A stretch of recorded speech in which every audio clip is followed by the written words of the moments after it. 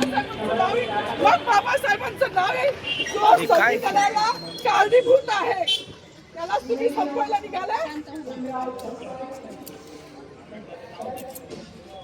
पालकमंत्र्यांची फार मोठी चूक आहे मॅडम, माफी मागणार नाही, पण पालकमंत्र्यांनी त्यांची ही चूक पत्रात घ्यावी. नाही आता राहू दे, जसं तसंच राहू दे.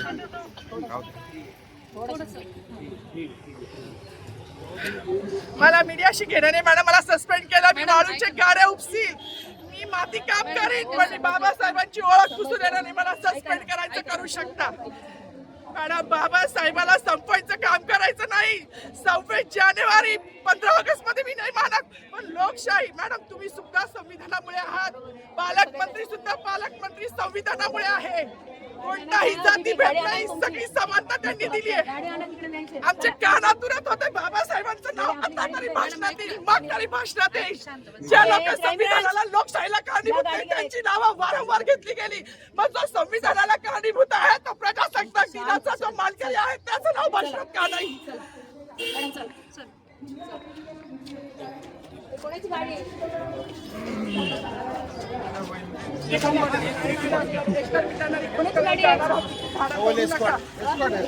अरे माझी गाडी असेल ना रे, ट्रॅफिकची गाडी काढ रे.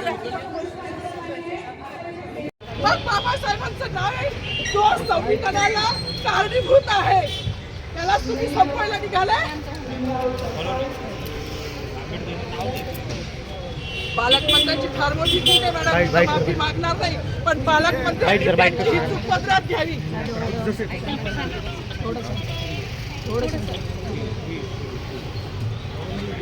मला मीडियाशी घेणं नाही मॅडम, मला सस्पेंड केलं. मी वाळूचे गाड्या उपसील, मी माती काम करीन, पण बाबासाहेबांची ओळख पुसू देणार नाही. मला सस्पेंड करायचं करू शकता मॅडम. बाबासाहेबाला संपवायचं काम करायचं नाही.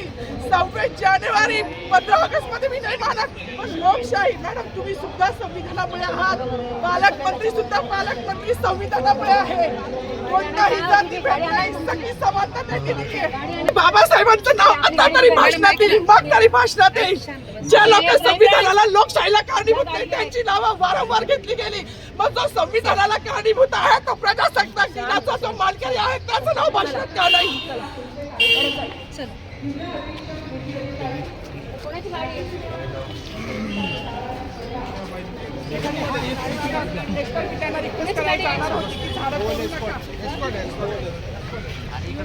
माझी गाडी असेल ना रे.